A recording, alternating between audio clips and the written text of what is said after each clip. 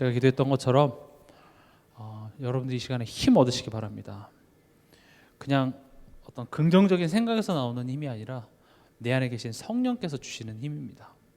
그 성령께서 내 안에 역사하실 때 베드로를 가두고 있었던 그 옥문이 열렸던 그 능력, 또 핍박자 바울을 완전히 바꿔내신 그 성령의 능력이 우리는 필요합니다. 그래서 여러분들이 그것을 사모하시면서 오늘 말씀을 들으시면 좋을 것 같습니다. 지난 시간에 우리가 사람 안에서 나오는 것이 사람을 더럽게 하는 것이니라, 이 제목을 갖고 말씀을 나눴습니다. 사람 안에서 나오는 것이 사람을 더럽게 한다. 결국 이게 무슨 이야기냐? 이 드러난 문제는요, 무엇이 원인이 되냐? 드러나지 않은 부분. 여기서 문제되는 것이 많습니다.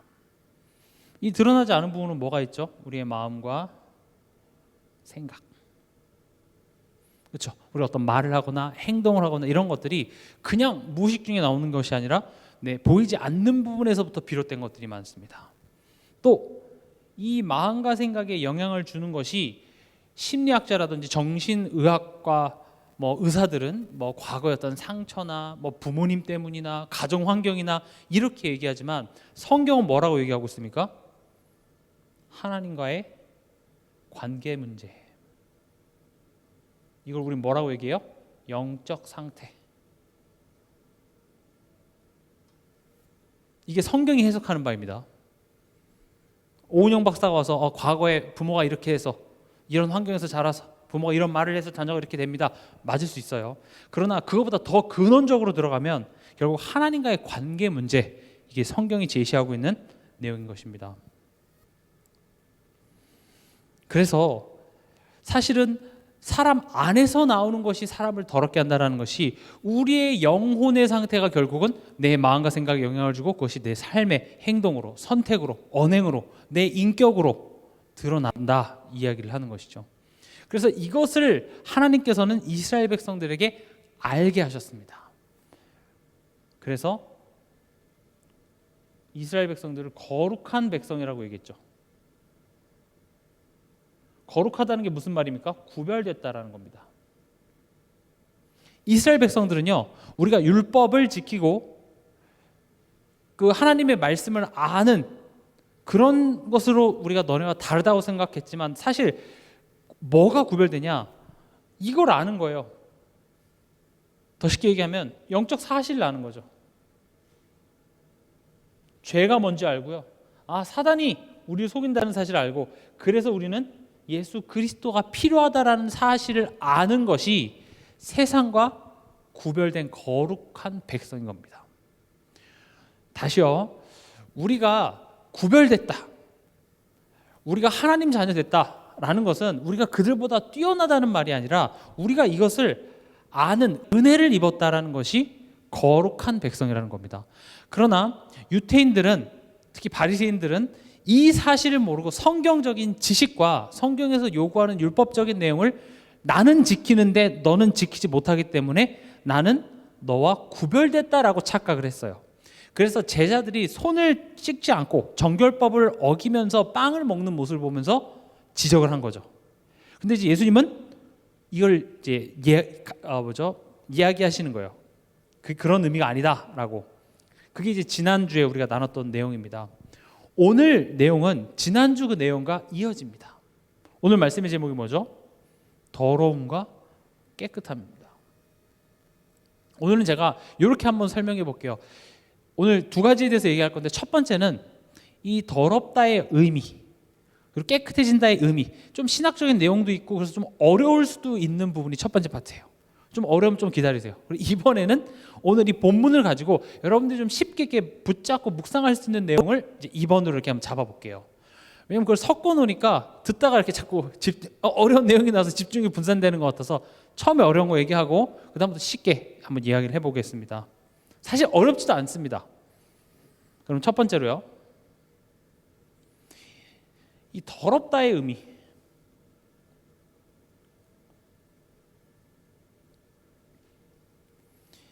오늘 읽었던 본문에도 보면 귀신한테 뭐라고 형용사가 붙습니까? 더러운 귀신 이렇게 붙죠. 그렇죠? 지금 위에도 어떤 일이에요? 손을 안 씻어서 지금 더러운 것 때문에 지금 뭐라고 얘기하잖아요. 이게 더럽다가 단순히 이게 위생적인 의미가 아닙니다. 손을 안 씻고 먹어서 더러운, 그러니까 안 씻어 막 냄새나고 그런 위생적인 개념으로 이해하기 쉽습니다. 근데 실제적으로 귀신이 들리면 더럽습니다. 위생적으로도. 근데 결벽증 걸린 사람도 있거든요. 근데 이 더럽다라는 것은 위생적인 의미이기보다는 영적인 의미가 더 중요합니다. 영적인 의미로는 뭐냐? 정결하지 못한 건데, 정결하지 못하다는 건 무슨 말이죠? 그 본성이 하나님과 대립되는 것. 이걸 보고 더럽다 그럽니다. 더러운 게 뭐라고요?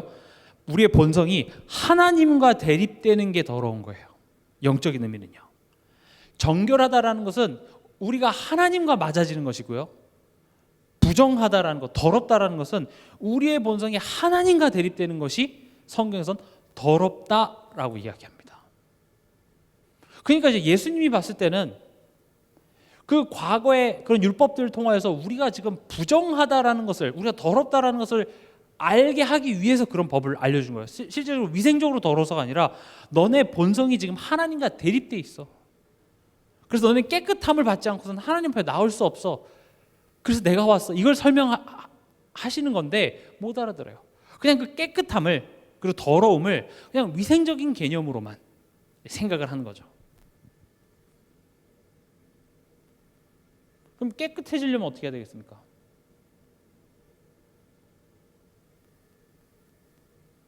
그럼 우리의 본성이 바뀌어야 되겠죠. 본성.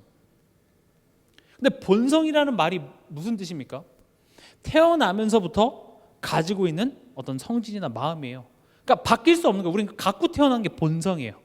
본래의 그 마음. 어떻게 바뀔 수 있죠? 바꿀 수가 없습니다. 본성을 어떻게 바꿉니까? 말뜻 자체가 그걸 가지고 태어났는데. 그래서 성경은 깨끗해지기 위해서 뭘 해야 됩니까? 다시 태어나야 된답니다. 그럼 우린 거듭남, 또 중생 이렇게 표현을 합니다. 중생, 거듭남. 다시 태어나야 된다라는 말입니다. 이 불교에서 말하는 중생 그 이야기 아닙니다.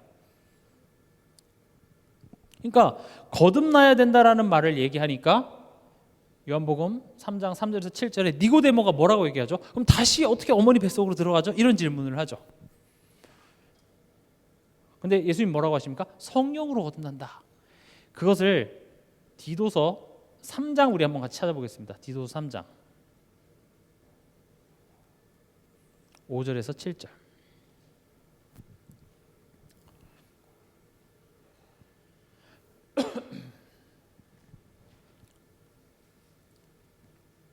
여러분들 이런 부분들을 잘 정리가 되고 또 이렇게 설명하실 수 있어야 됩니다. 우리 디도서 3장 5절부터 먼저 한번 읽어보겠습니다. 디도서 처음 찾아보시는 분 안 계시죠? 성경에 디도서가 있나요? 이런 분 있을 수도 있습니다. 5절 같이 읽겠습니다. 우리를 구원하시되 우리가 행한 바 의로운 행위로 말미암지 아니하고 오직 그의 긍휼하심을 따라 중생의 씻음과 성령의 새롭게 하심으로 하셨나니. 지금 말이 좀 어렵지만 제가 한번 이걸 요약을 해볼게요. 첫 번째, 우리가 어떻게 됐냐? 그의 긍휼하심, 그러니까 하나님의 긍휼. 긍휼은 무슨 말입니까? 불쌍히 여기다 이런 말이겠죠. 그리고 중생의 씻음, 이건 십자가를 의미합니다. 또 뭡니까? 성령의 새롭게 하심. 그럼 이거 뭐예요 지금? 성삼위 하나님이죠.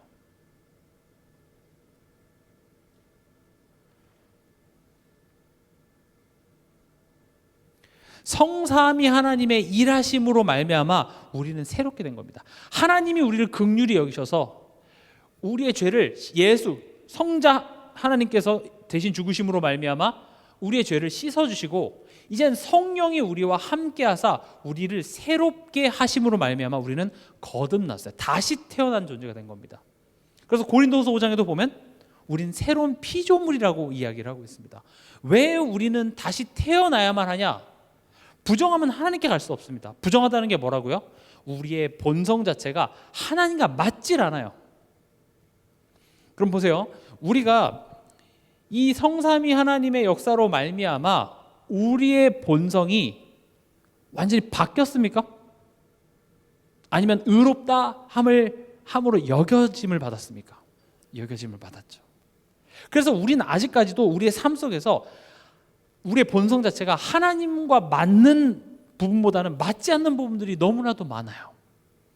그래서 성경은 우리가 하나님과 맞지 않기 때문에 그것들을 계속 바꿔내시기 위해서 일하시는 모습이 성경의 내용입니다. 우린 그것을 성화 이렇게 부릅니다. 제가 분명히 어렵다고 좀 말씀을 드렸죠. 근데 분명히 꼭 알아야 될 내용이라서 그래요. 왜냐, 이 부분이 얘기되어지지 않으면요, 이 복음이 그냥 내세적인, 죽어서 천국 가냐 지옥 가냐, 내가 하나님한테 이만큼 열심히 했는데 왜 복 안 주냐, 하나님한테 복 받으려면 기도응답 받아내려면 어떻게 해야 되냐, 이런 식으로 성경을 자꾸 이해를 해요. 근데 성경은 애초에 하나님이 나를 향한 뜻을 가지고 계시고 그 뜻을 내 삶 속에서 이뤄나가시는데, 그 뜻을 내가 이해하지 못하고 나를 억지로 끌고 가는 게 아니라 문 밖에서 계속 두드리네요. 언제까지요? 그 음성을 듣고 내가 문을 열 때까지 기다리세요. 그럼 내 삶 속에 진정한 응답은 하나님이 뭘 하시고자 하는지를 빨리 알아차리고 그 문을 열고 내가 그분께 내 삶을 의지하기 시작할 때 그때부터 일이 풀리기 시작한다고요. 그래서 성화라는 단어는 어렵지만 그 개념을 이해하지 못하면 예수 믿었는데 왜 나아지는 게 없지? 나 복음 아는데? 나 복음 깨달았는데? 십자가 다 아는데? 기도했는데? 이제 이런 질문들에 대해서 답이 나오질 않아요.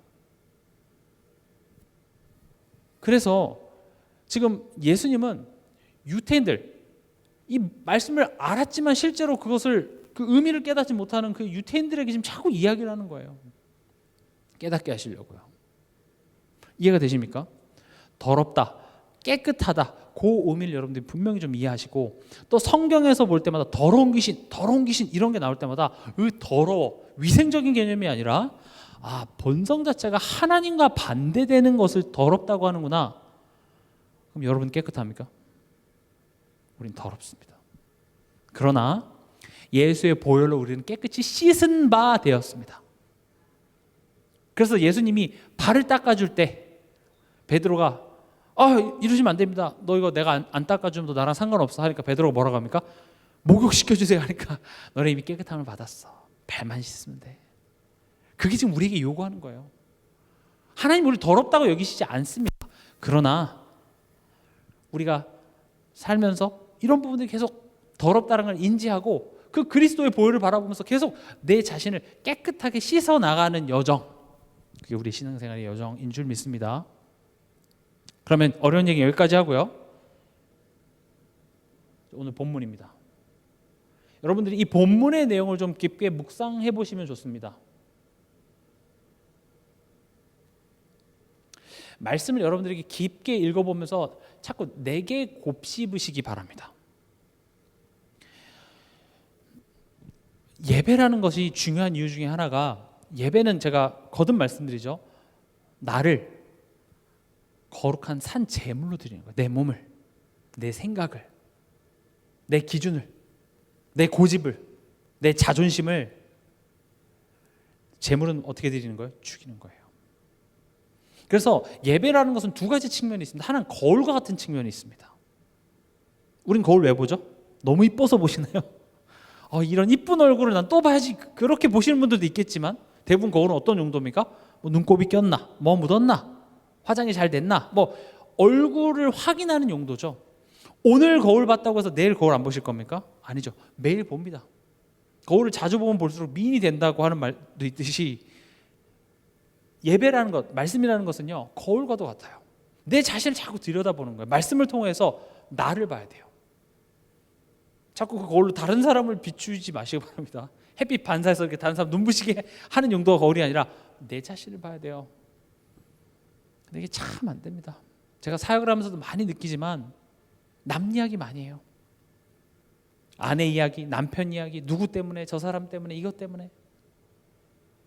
근데 정작 하나님 이 사건을 통해서 내 자신을 지금 돌아보기를 원하시거든요. 근데 참 안 맞아요. 그래서 이번 주 강단 말씀처럼 성령의 능력이 필요합니다. 성령이 하시는 일은요, 내가 원하는 거 기적같이 뭔가 해결해주는 그런 능력보다요 더 많이 하시는 게 내가 너에게 말한 것을 생각나게 하세요. 우리를 가르쳐 주세요. 우리가 마땅히 기도할 바를 알지 못할 때 우리를 위해서 대신 한탄하면서 기도해 주시면서 우리가 마땅히 알아야 될 바, 구해야 될 바를 알도록 자꾸 이끄신다는 거죠. 그런 성령의 역사가 필요합니다. 그래서 거울과 같은 역할이 하나 있고요. 또 예배를 통하여서 우리는 하나님이 어떤 분이신지를 알아가는 시간입니다. 나를 보고 하나님이 어떤 분이신지를 자꾸 알아야 돼요. 이번 주 수요예배도 말씀드렸죠. 지식적으로 하나님이 어떤 분이시다라는 이해도 중요하지만 하나님이 지금 나에게 대해서 어떤 마음을 갖고 있는지 자꾸 확인해야 돼요. 하나님이 나를 사랑하신다는 것이 여러분들이 매일매일 그것으로 감격하고 힘을 얻을 수 있는 그 사랑을 말씀을 통해서 자꾸 확인하셔야 돼요. 그리고 하나님이 내 인생을 주관하고 계신다는 그 사실 속에서 여러분들이 평안함을 얻으셔야 됩니다. 그래서 본문을 여러분들이 깊게 묵상해 보시기 바랍니다. 두 가지 측면입니다. 본문을 보면서 나는 어떻지? 내 자신이 보여야 되고요. 또 본문을 통하여서 하나님은 나에게 대해서 어떤 마음이실까? 이 두 가지 측면을 항상 보시기 바랍니다. 오늘 24절에 보면 예수님이 한 두로 지방으로 가서 한 집에 들어가 아무도 모르게 하시려 하나 숨길 수 없었다 이렇게 되어 있습니다.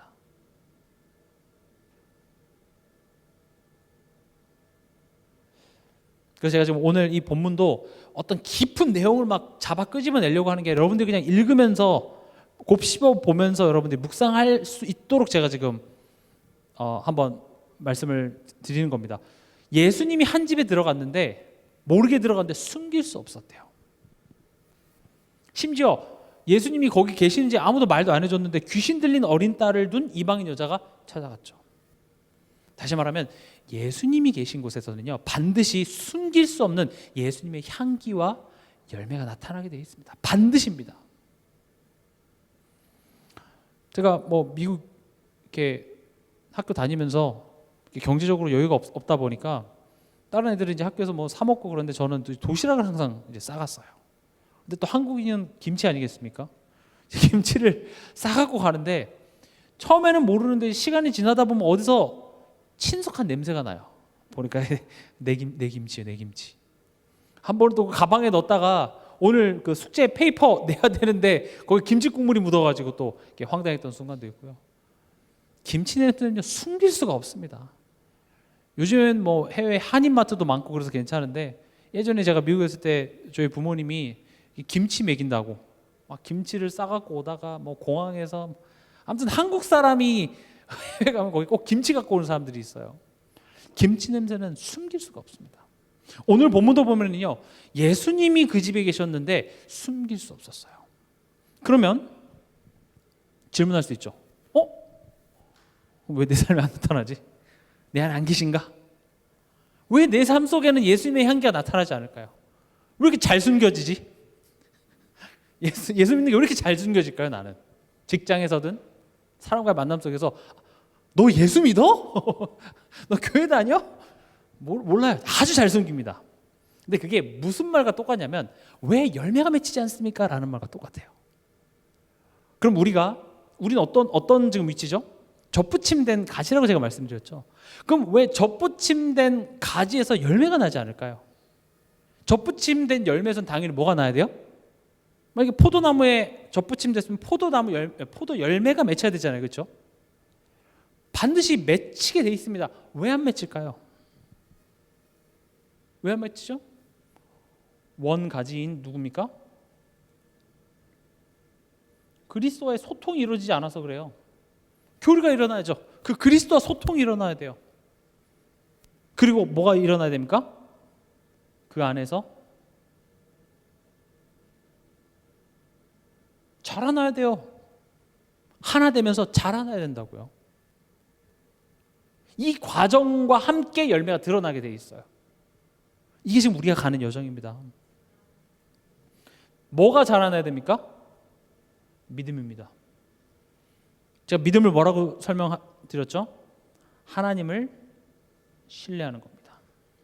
신뢰라는 것은 머리로만 내가 그것을 안다, 복음을 설명할 수 있다, 그게 신뢰가 아닙니다. 신뢰라는 것은 내가 그것을 붙잡는 것까지 이야기하는 겁니다. 그러면 나는 잘 붙잡고 있는지를 점검해 보기 위해서 가장 쉽게 오늘 나 염려하셨습니까? 아니면 염려만 하셨습니까? 성경에는 염려를 굉장히 많이 언급하고 있습니다. 왜냐? 하나님을 신뢰하지 못하는 가장 분명한 증거가 뭡니까? 그게 염려예요. 하나님을 신뢰하지 못한다는 가장 뚜렷한 증거가 상대방에 대한 원망이고 불평이에요. 저도 이번 한 주간 원망 많이 했습니다. 불평 많이 했습니다. 부정적인 생각에 사로잡힌 순간도 있었습니다. 그러나 그 부정적인 생각만 있는 것이 아니라 내가 지금 하나님을 신뢰하지 못하는 문제구나 라고 깨닫고 하나님을 바라봤습니다. 이해가십니까? 염려를 안 하려고 노력한 게 아니라 염려가 나올 때마다 염려의 근원이 되는 것이 무엇인지를 빨리 눈치채고 그 근원 대신 하나님을 바라보는 것에 저는 힘을 썼을 뿐이에요. 나를 염려하게 만든 상황이 안 바뀌었어요. 나에게 부정적인 생각을 가져주는 저 사람 안 바뀌어요. 그러나 제 마음에 평안을 하나님께서 주셨어요. 기쁨을 하나님께서 주셨어요. 이게 자라나야 돼요. 그래서 심지어 감옥에 갇혀 있거든요. 매를 맞았거든요. 그 안에서도 바울과 실라는 기도하고 찬송할 수 있었어요. 그렇게 해야 된다는 것이 아니라 믿음이 자라남의 열매들이 우리 삶 속에 그렇게 맺히더라는 겁니다. 그래서 우리 신앙의 여정은 자꾸 내 자신을 돌아봐야 된다고요. 제가 특히 그 구역 공과 때 자꾸 그런 말씀 많이 드리잖아요. 내 마음을 자꾸 챙기세요. 내 생각을 자꾸 돌아보세요. 환경 탓하고 사람 탓하고 누구 때문에 이런 이야기 하기 전에 지금 그게 내 마음에 굉장한 에너지를 많이 뺏어가고 있다는 사실을 알고 내가 살아나야 돼요. 내가 힘 얻어야 돼요. 누구 때문에 이런 핑계가 아무런 도움이 되지 않는다니까요. 너 때문에 그래, 너가 이렇게 하지 않았으면 이러지 않았을 텐데 그건 아무도 살려내지 못해요. 그리고 그 근본이 뭡니까? 결국 하나님을 신뢰하지 못합니다 라는 말이 돼요. 여러분들의 이런 말씀이 깨달음으로 와지기 바랍니다. 사람들은요, 그냥 나를 이렇게 힘들게 한 이런 상황들이 예전에 내가 원망하고 미워했었어요. 근데 그걸 사단이라고 딱 포장해주면 좋아해요. 왠지 아십니까? 그냥 그 사단, 나쁜 놈, 이렇게 원망의 대상이 저 사람에서 사단으로 바뀌었을 뿐이에요. 그럼 얼마나 쉬운 줄 아세요? 사단만 미워하면 끝이에요. 나는 항상 제자리예요. 나 하려고 그랬는데 사단이, 세상이, 문화가 그렇게 수동적으로 살라고 하나님께서 우리 부르신 것이 아닙니다. 너희는 세상에 빛이 되라라고 되어 있습니다. 소금이 되어야 됩니다. 우리는 살려야 됩니다. 귀신 들린 사울왕을 가지고 다윗을 만들어냅니다. 또라이 같은 요셉 형들을 가지고 요셉을 만들어냅니다. 이 흑암 문화와 저주받은 이 시대 속에서 하나님은 이 복음을 우리 후대들에게 전달할 제자들을 키워내고 계십니다. 시대마다요, 복음은 인기 있었던 적이 단 한 번도 없었습니다. 그렇지 않습니까? 복음은 인기가 없어요. 사람들이 무리가 많이 따라갔던 까닭은 병 고쳐줘서 그래요. 기적과 뭔가 대단하고 날 즐겁게 해주는 것을 따라갔을 뿐이지 정작 예수님이 구원을 이루는 그 십자가 앞에서는 다 도망갑니다. 이 시대도 마찬가지입니다. 복음이라는 것은요, 죄인인 나를 깨닫게 하고요, 사단의 정체를 분명히 드러내며 그것을 해결하신 그리스도만 말하는 것이 복음이에요. 그것을 많이 말한다고 복음이 되는 것이 아니라 그것을 통해서 내 자신, 내 안에 빛이 비춰져서 내 안에 들어옴들이 자꾸 드러나는 거예요. 그런 얘기는 참 불편합니다. 마치 어떻게 들려서 그래요? 다 네 잘못이야. 그래, 다 내 잘못이지 뭐. 이렇게 들려요. 듣기가 싫을 겁니다. 그러나 이것을 복음으로 듣는 사람들은요, 그 사람을 제자라고 합니다. 복음은 인기가 없었는데요, 항상 하나님은 그 복음 깨달은 소수, 그들의 모임을 교회라고 부르죠. 교회는 항상 그 복음으로 세워져 갔습니다. 저는 심지어 우리 지금 여러 가지 교회적으로나 교단적으로 좀 소리가 많은 이때가 저는 진짜 본질의 복음으로, 성경에 말하는 그 복음으로 돌아가야 될 때라고 생각합니다.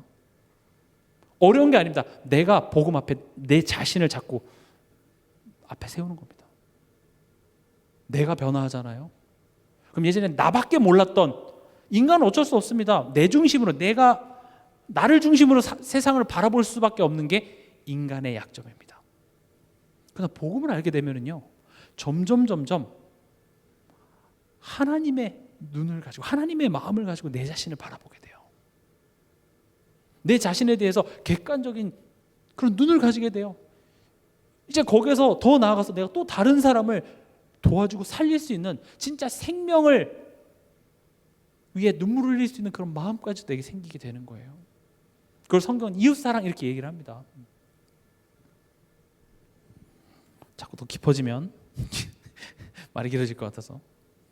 그래서 예수님이 그 집에 갔는데 숨길 수 없었다. 우리의 삶이, 여러분 이걸 그냥 기도 제목으로 여러분들이 붙잡으시기 바랍니다. 하나님, 내 삶 속에 예수님의 향기가 숨길 수 없게 하여 주시옵소서. 예수님, 내 삶에 맺혀진 열매를 통하여서 사람들이 예수님을 알게 하여 주시옵소서. 그런 삶 되게 하여 주시옵소서. 그렇게 자라고 싶습니다. 그렇게 되고 싶지 않습니까?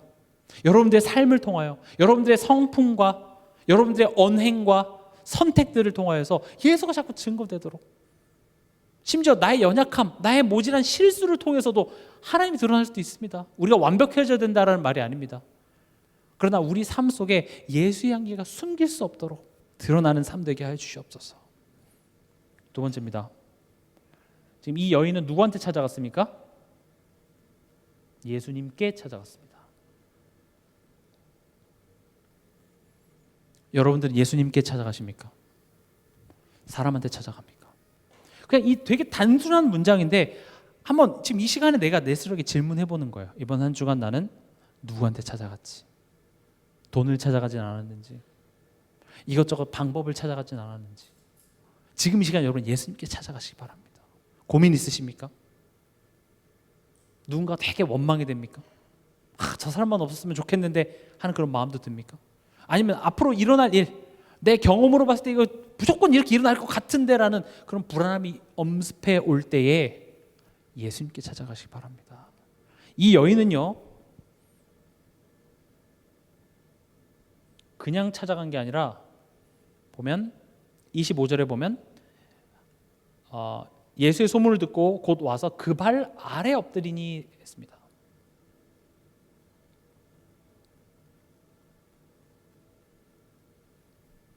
발 아래 엎드렸다라는 것은 깊은 의미를 담고 있습니다. 우리는 대부분 예수님한테 찾아가서 우리의 자세는요, 아마 대부분 두 가지 중에 하나일 겁니다. 반신반의. 무슨 말이죠? 되면 좋고 안 되면 말고. 일단 기도해 봅니다. 기도해 보고 응답해 주면 좋고, 아니면 그냥 내가 알아서 하고. 이런 경우 아니면요, 내가 하나님께 열심을 해서 하나님 보상해 주세요. 하나님 어떻게 나한테 이러실 수 있어요? 하나님 당연히 나한테 잘해 주셔야 되는 거 아니에요? 하나님 내가 당연히 나한테 원하시는 거 해줘야 되는 거 아니에요? 하나님 당연히 우리 자녀 잘 되게 해줘야 되는 거 아니에요? 하나님 당연히 우리 남편 승진하게 해줘야 되고, 우리 남편 연봉 올라가게 해줘야 되는 거 아니에요? 하나님 나한테 나쁜 일 없어야 되는 거 아니에요? 병 안 걸려야 되는 거 아니에요? 물론 하나님 우리에게 좋은 거 주시겠으나 그 원인이 내가 열심히 했기 때문에. 포인트는 뭐냐? 발 아래 엎드렸다라는 것은요, 예수님을 주인으로서 인정한 겁니다.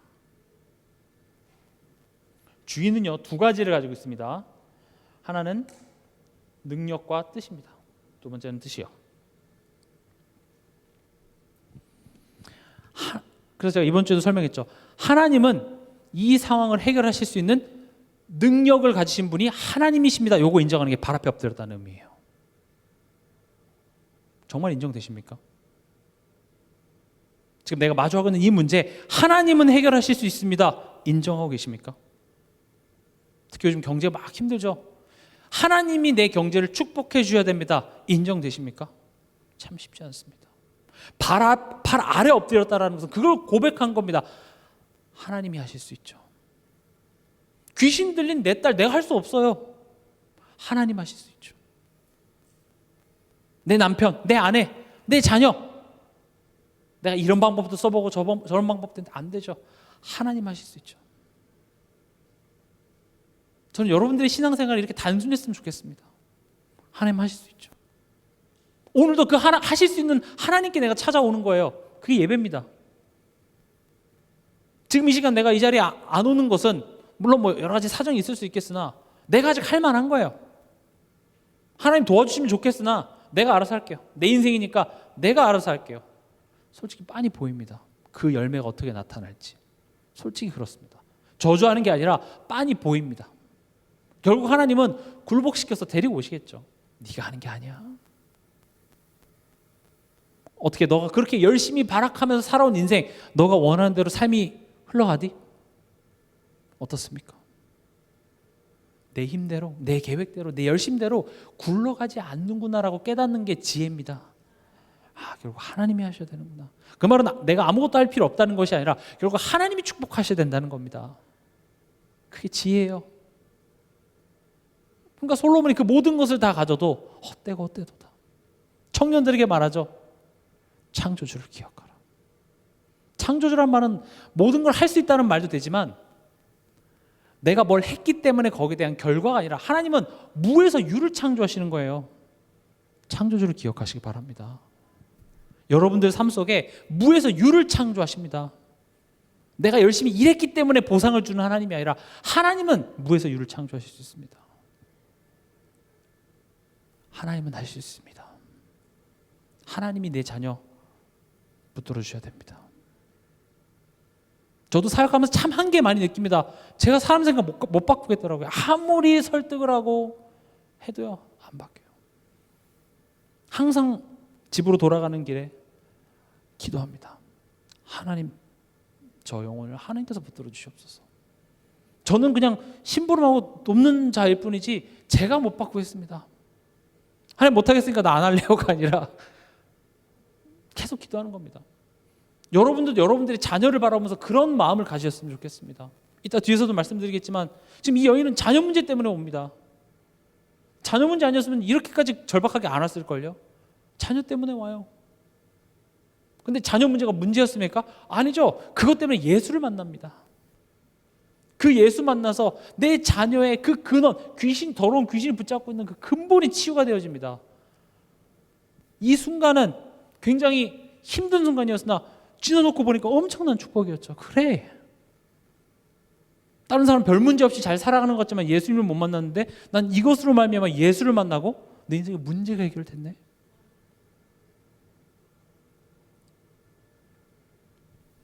주인 엎드렸다는 건 하나님의 능력을 가지신 분이다라는 걸 인정하는 것이고요. 그리고 하나님이 뜻을 가지고 계시다라는 걸 인정하는 겁니다. 주인과 종의 차이가 뭡니까? 주인이 뜻을 갖고 있는 거예요. 어떤 목사님이 이런 얘기를 하시는데 제가 되게 와닿아서 써봤는데 목사님이 이렇게 얘기하셨습니다. 하나님은 자기 형상으로 인간을 만드셨으나 우리는 우리의 욕망을 따라 하나님의 이미지를 만들어낸다. 되게 와닿았어요. 우리는요, 우리가 만든 하나님은 저마다 우리가 이렇게 그리고 있는 하나님이 있거든요. 어떤 하나님을 그리고 계십니까? 다 내가 원하는 거. 다 나의 어떤 그 결핍들을 채워줄 그런 내가 만든 하나님들이 다 있다니까요. 그걸 보고 우상이라고 얘기합니다. 내가 뜻을 딱 정해놓고 하나님 이렇게 일해 주세요. 안 해주면 안 믿습니다. 안 해주면 확 막 교회 안 갑니다. 이렇게 해요. 교회 안에서 예배 오는 게 그냥 누구 때문에 가주는 식으로. 당연히 뭐 교회 사역자들이야 당연히 오세요 이렇게 예수님의 마음으로 권유하지만 이게 뭐 이렇게 갑질 비슷하게 안 가요. 뭐 내가 교회 가주는 것처럼 이렇게 생각을 하는데 그렇게 생각하시면 안 됩니다. 하나님이 뜻을 가지고 계세요. 그 뜻에 내가 순종하겠습니다. 내 자녀를 향한 뜻을 하나님이 가지고 계신다니까요. 문제는 어디서 발생하냐? 내가 이미 내 자녀를 향한 뜻을 딱 정해놓고 하나님 이렇게 안 해줘요? 그럼 나 하나님 안 믿어요. 근데 이렇게 결심했는데 어떻게 하나님 이렇게 할 수 있어요? 내가 내 미래에 대한 내 뜻을 딱 정해놓고 요대로 하나님 딱 요 길로 딱 해주세요. 안 해주잖아요? 하나님 못 믿겠는데요? 하나님 탈락. 남은 생에는 저와 함께 가실 수 없습니다 하고 하나님을 탈락시켜버려요. 그래서 교회를 안 나옵니다. 애초에 그것은 하나님을 믿은 게 아닙니다. 우리도 그렇게 할 수 있습니다. 하나님 역사는 좀 안 믿을 거예요. 근데 이 여인은 어떻게 했습니까? 발 아래 엎드렸습니다. 예수님의 그 기도를 통해서 우리가 확인할 수 있죠. 이 잔을 내게서 옮겨주시옵소서. 그러나 나의 원대로 하지 마시고 아버지의 뜻대로. 우리의 계획과 우리의 뜻보다 하나님의 뜻은 항상 완전하고 선하십니다. 때론 그 하나님의 뜻이 이해가 되지 않을 수도 있어요. 근데 가장 바보 같은 논리가 뭐냐? 내가 이해하지 못한다고 해서 그것을 부정해버리는 것은 참 바보 같은 행위입니다.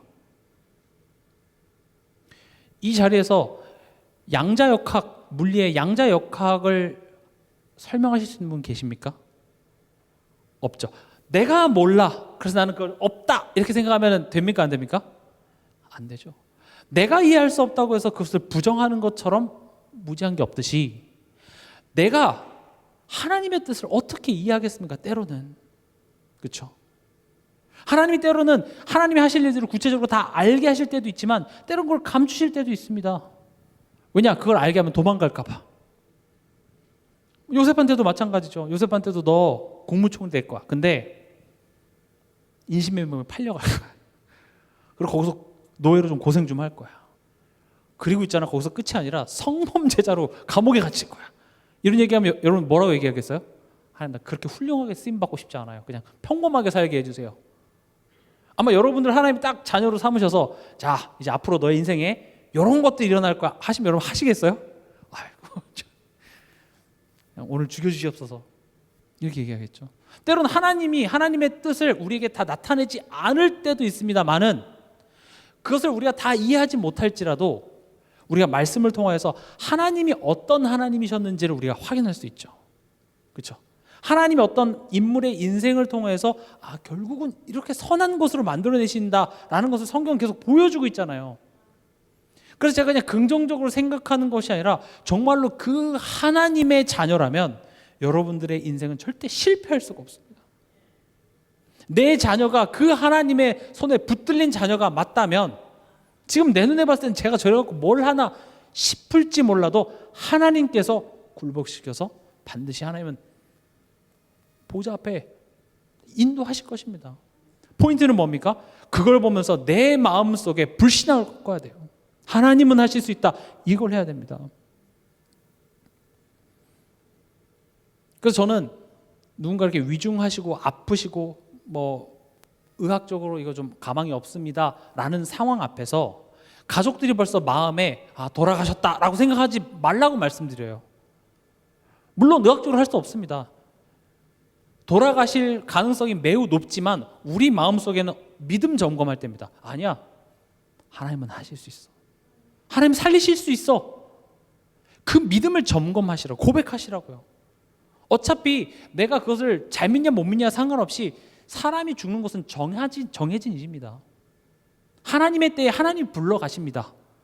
그러나 우리가 그 상황 속에서 하나님이 지금 이 상황에서는 하나님이 할 수 있는 게 없구나라고 내 믿음을 접어버리고 그 현실에 타협하는 것은 그건 아닌 겁니다. 이해 가시죠? 그러니까 의사의 어떤 의학적인 도움 다 필요 없이 하나님은 할 수 있어 그런 맹신을 이야기하는 것이 아니라 지금 내가 봤을 때는 안 될 것 같아요. 그러나 하나님은 하실 수 있다라는 그 믿음의 고백을 더 많이 하시기 바랍니다. 불가능한 상황일수록. 내 믿음을 점검하는 시간이기 때문에 그렇습니다. 예수님께 찾아갔답니다. 그리고 지금 이 사건이 제가 아까도 말씀드렸다시피 결국은 예수님을 만나 치유를 위한 사건이었다는 것입니다. 이게 그냥 우연히 일어난 일이 아니라 하나님께서 허락하신. 지금 이 여인은 최악의 조건을 가지고 있습니다. 어떤 조건입니까? 이방인입니다. 그렇죠? 또 어떤 조건이 있습니까? 여자입니다. 이때 당시에 여자의 위치가 그렇게 높지 않았던. 또 어떤 신학자들은 지금 이 딸이 아픈 것을 남편이 데리고 온 게 아니라 누가 데리고 옵니까? 지금 엄마가 데리고 오잖아요.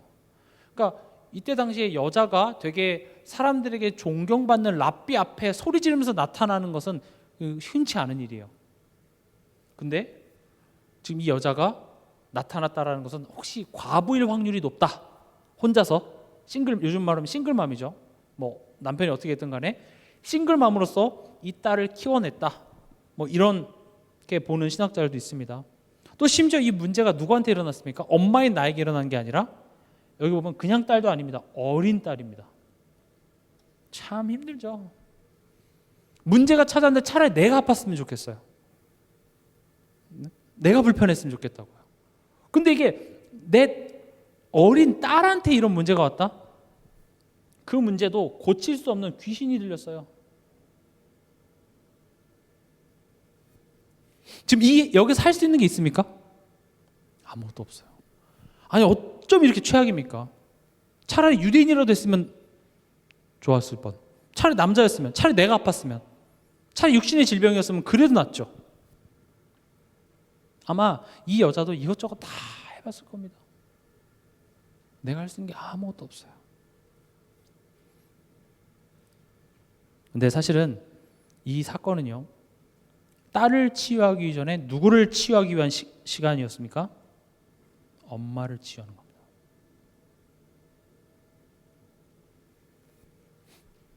요즘에 그 TV 보니까 그 이혼 뭐 그런 프로그램 뭐 이런 거 많더라고요. 사람들이 많이 보더라고요.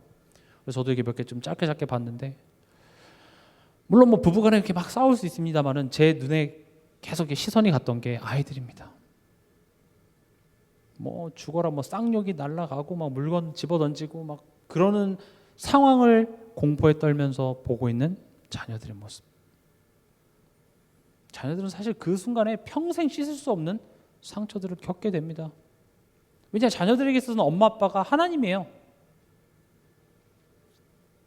그래서 사실은 가정 안에서 부모의 영적인 상태가 되게 중요합니다. 저도 특히 이렇게 남자 아이들 같은 경우는 엄마와의 어떤 그런 감정적인 유대가 있습니다. 그래서 저도 이렇게 어렸을 때 학교 갔다가 딱 집에 들어오면요, 집안의 공기 자체가 조금 무거울 때가 있어요. 그냥 엄마 보지도 않았는데 그냥 집안의 공기가 뭔가 무거워요. 그럴 때는 어떻게 합니까? 평소에 안 하던 청소도 좀 하고요. 아니나 다를까 그때 엄마 별로 안 좋아. 이상하게 느껴져요. 별말 안 했는데. 그 엄마의 감정이 집안의 공기를 장악합니다. 그럼 보세요. 내가 말하지 않아도 사실은 내 안에 있는 감정들이 이렇게 전달되어지는데, 그러면 지금 우리 가정 안에서 내 자녀가 왜 저럴까요? 했을 때 이 자녀 자체의 문제일 수도 있겠지만 그 자녀와 지금 계속 함께 살면서 영향을 주고 있는 나 또한도 같이 변화가 되어져야 돼요. 이해가 되십니까? 지금 이야기를 그래 다 내 잘못이다 이 자잘못으로 깨닫지 마시고요. 어차피 모든 사람은 하나님과의 관계적인 측면에서 다 부족합니다. 치유받아줘야 돼요. 그래서 하나님께서는 지금 그 딸이 귀신 들린 것을 가지고 먼저 뭘 합니까? 엄마를 치유합니다. 그래서 이 자리에 엄마이신 분 많잖아요. 엄마인 내가 먼저 힘을 얻으시기 바랍니다. 그게 느린 것 같지만 그게 빠른 길입니다. 내가 힘을 얻으세요. 내가 힘이 없으니까 계속 악순환이 되는 겁니다. 자녀에게 대하여서도 그렇고 남편과의 관계에서도 그렇고요. 특히 하나님은 자녀를 갖고 부모를 많이 건듭니다. 내가 뭐 잘해서 잘못해서가 아니라 하나님이 특히 엄마들 같은 경우는요, 남편이 좀 이상하다 그러면 별로 안 움직여요. 근데 이 자녀 문제라면은 눈이 돌아갑니다. 엄마들은 어쩔 수가 없어요. 이상하게 내가 아무리 피곤해도 자녀가 뭔가 문제가 생기다 잠도 안 옵니다. 그렇게 좋아했던 음식도 식욕이 떨어집니다. 그 모성애를 누가 줬어요? 하나님이 줬어요. 그래서 제가 말씀드리는 게 나로 하여금 계속 기도하게 만들고 징글징글하게 내가 기도해도 고쳐지지 않는 그런 문제가 있습니까? 거기에 나를 향한 하나님의 뜻이 있다, 메시지가 있다고 말씀드리는 겁니다. 그래서 여러분들이 오늘 밤 그 문제를 가지고 기도하시면서 한나의 심정을 가지고 하나님 그 뜻을 내게 알게 하여 주시옵소서. 분명히 이것은 내가 망할 사건이 아닙니다. 누굴 원망해야 될 사건이 아니라 분명히 이것을 가지고 가장 좋은 축복으로 내게 주시려고 허락한 사건 맞죠? 고백하시기 바랍니다. 하나님, 나 그거 신뢰할 수 있도록, 하나님 의심하지 않을 수 있도록 위로부터 온 그 성령의 능력으로 내 마음을 붙들어 주시옵소서. 그게 성령의 능력을 체험한 겁니다. 이 엄마가 소문을 들었습니다.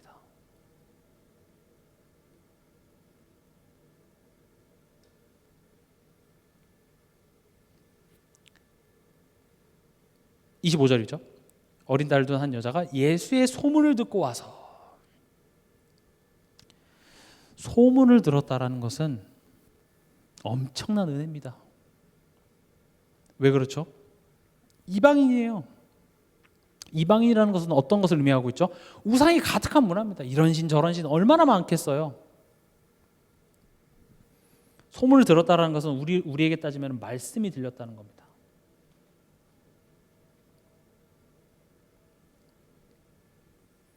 지금 내 힘으로 아무것도 할 수 없는 이 가장 절망적인 상황 속에 말씀이 들렸어요. 이게 은혜예요. 여러분들에게 말씀이 들려지는 은혜가 있길 바랍니다. 말씀이 들려지지 않으면 치유가 될 수가 없습니다. 제가 아무리 도와드리고 싶어도 말씀을 듣기를 거부하면 도와줄 수가 없어요. 우리 가정에 말씀 운동이 끊어지는 순간 도와드릴 수가 없습니다. 뭐 제가 돕는 할 수 있는 것도 아니긴 하지만 결국 목회자가 하는 일, 사역자가 하는 일은 그 말씀, 하나님의 그 말씀을 전달하고 그 말씀을 여러분들 삶 속에, 여러분들 마음 생각 속에 자꾸 흘려보내는 일을 하는 게 목회자가 하는 일이에요. 그렇게 해서 여러분들 그 힘을 가지고 내가 변화하고 여러분들 삶 속에서 빛과 소금의 역할을 해서 그 예수의 열매들을 많이 맺게 하는 것이 교회의 역할이자 목회자의 역할이에요. 근데 제가 느껴지는 건요, 여러분들이 그냥 목사님이 신방하자 그러니까 그냥 또 뭐 하라고 하니까 하고. 왜 그러죠? 전혀 이 가치를 모르고 그냥 의무적으로 교회 다니면 그냥 해야 되는 거야.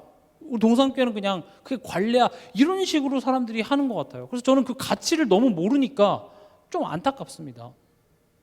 이건 억지로 하는 그런 차원이 아니에요. 나를 돕기 위해 하는 거라니까요. 여러분들 돕기 위해서요. 신방 안 하면 누가 제일 편한 줄 아십니까? 목사님이 제일 편해요. 저도 말씀 운동 안 하면 얼마나 좋게요. 사실 이렇게 전도 운동 흐름 속에 있는 목회자들이 이렇게 막 성도들 많이 찾아가지, 대부분의 교회는요 그냥 주중에 이렇게 대예배만 해요. 그리고 1년에 이제 한두 번 정도 이렇게 대신방 하면서 성도들 만나는 것뿐이지 그냥 이렇게 예배만 한다니까요. 저도 그러면 너무 좋아요. 한 주간. 그렇죠. 메시지 준비할 시간도 많고. 돕기 위해 있습니다. 목사님도 여러분 돕기 위해서, 제가 보잖아요. 저도 마찬가지지만 토요일날 거의 잠 못 잡니다. 하루 종일 모든 것을 듣고 보고 하는 모든 것을 말씀으로 연결시켜서 어떻게든지 간에 여러분들을 돕기 위해서, 여러분들에게 이 말씀이 들리는 그것을 돕는 사역을 하기 위해서 집중하는 거예요. 그래서 여러분들 그걸 잘 활용하시라고요. 왜 그걸 활용하지 않죠? 그러면서 안 된다고 불평하고 원망하고 교회 안에서 싸우고 하는 것 자체가 굉장히 내가 손해입니다. 내가. 그래서 목사님 기도도 부탁하세요. 제가 이제 구역 순회한다고 말씀드렸죠. 뭐 매주가 부담스러우시면은 한 달에 한 번 정도 우리 구역 예배 드리는데 목사님 한번 와서 같이 예배해 주세요. 와서 기도해 주세요. 그렇게 해서 자꾸 여러분들의 삶을 나누세요. 우리 신앙의 여정 가는 데 있어서 그 믿음의 친구가 없으면 가기가 쉽지 않습니다. 기도 부탁도 하시고요. 고민도 이야기하시고요. 돕기 위해서 있습니다. 말씀이 들렸어요. 어떤 말씀이 들렸냐? 지금 이 본문의 내용은 마태복음에도 동일하게 기록되어져 있는데 지금 마가복음에는 간단히 기록되어져 있습니다. 뭐라고 얘기했냐? 마태복음 15장 22절에 보면 소리질러 이르되 주 다윗의 자손이여 나를 불쌍히 여기소서 내 딸이 흉악하게 귀신 들렸나이다 하되 이렇게 되어 있습니다. 주 다윗의 자손 이렇게 외칩니다. 이 소문을 들은 거죠. 그럼 보세요. 주가 뭘까요?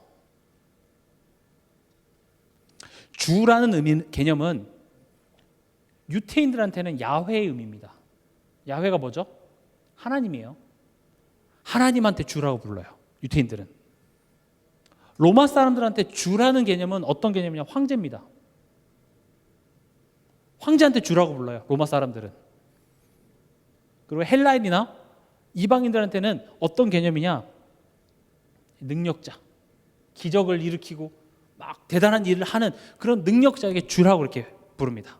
바다를 잠잠케 하고. 그러니까 다시 말하면 지금 예수님한테 주라고 얘기하는 것은 뭐라고 얘기하는 거랑 똑같아요? 하나님, 능력자 이렇게 얘기하는 거랑 똑같겠죠. 근데 그 뒤에 말이 더 중요합니다. 다윗의 자손이요. 이건 무슨 말이죠? 바로 메시아. 창세기 3장 15절에 당신이 바로 메시아, 당신이 바로 우리를 위해 이 땅에 오셔서 십자가에 죽으심으로 마귀를 사단의 머리를 박살내시고 우리의 죄 문제를 해결해 주실 바로 당신이 그리스도입니다. 그러니까 주 다윗의 자손이가 무슨 말이냐? 당신은 하나님이시며 당신이 바로 그리스도이십니다 라는 말과 똑같아요. 우리가 잘 아는 마태복음 16장 16절에 주는 그리스도시요 살아계신 하나님의 아들이십니다. 이 소문이 들린 거예요. 이 한 문장이 별거 아닌 것 같지만 엄청난 내용입니다. 물론 이 여인이 이 깊은 내용을 다 깨달았을지 안 깨달았을지 모르겠으나 어쨌든 예수를 주 다윗의 자손이라고 고백하며 내 문제, 내가 해결할 수 없는 그 문제를 가지고 예수께 찾아왔다는 것 자체가 인간의 힘으로는 절대 나올 수가 없는 겁니다. 성령께서 그를 붙들어서 인도하신 거예요. 예수님 또한 그걸 알고 계셨습니다. 여러분들이 문제 가운데서 이게 여러분들에게 말씀으로 다 꽂혀지시길 바랍니다. 아, 나의 하나님, 나의 그리스도. 예수가 그리스도인 게 왜 중요하죠? 결국 나의 문제는 죄 문제입니다. 죄가 뭐라고요? 하나님 믿지 못하는 문제예요. 하나님 신뢰하지 못하는 문제예요. 신뢰하지 못하도록 계속 불화살을 쏘는 놈이 누굽니까? 사단입니다.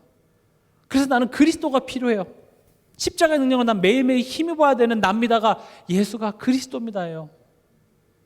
그리고 앞서 말씀드렸던 것처럼 당신이 뜻을 가지고 당신이 할 수 있지 않습니까? 하나님이시지 않습니까? 주, 이 말이 들어가 있는 겁니다. 이 말씀 여러분들 들려주시기 바랍니다. 예수님은 이거 지금 전달하시기 원하셨던 거예요. 딸의 귀신 들린 문제는요, 예수님한테는 문제가 아닙니다. 심지어 찾아가서 보지도 않았어요. 이미 귀신 떠나갔어. 어찌 보면 여러분들의 자녀 붙잡고 있었던 이 사건을 통하여서 하나님께서는 나로 하여금 예수님 앞에 엎드려서 예수님을 주라 시인하고 예수님을 그리스도라 시인하여 그 발 앞에 엎드리는 그 믿음을 만들어내시기 위해서 허락된 사건이라고 지금 이 본문은 이야기하고 있습니다. 마지막으로 우리가 이 여인이 그랬던 것처럼 자녀 또 우리 후대를 위해서 기도하는 밤이 됐으면 좋겠습니다. 진짜 기도해야 돼요. 지금 더 시대가 정신병 걸리지 않고는 안 되는 시대가 됐다니까요. 안 걸리는 게 더 이상해요. 제가 1부 때도 말씀드렸잖아요. 이게 인지가 안 된다니까요. 내가 정신적으로 아프다는 게 인지가 안 돼요.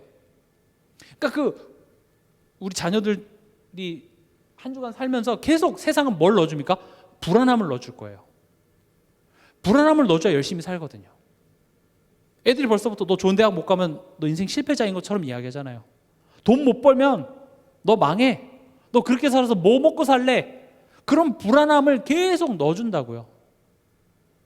근데 내 마음과 생각에 그런 우울감과 불안함들이 또 그것뿐만 아니겠습니까? 부모와의 관계, 여러 가지 경제 문제 때문에 막 부모가 다투고 이런 것들을 들으면서 자녀들 마음속에 보이지 않는 마음과 생각에 타격들이 계속 오는데 그게 생활에 크게 지장을 안 줘요. 왜냐?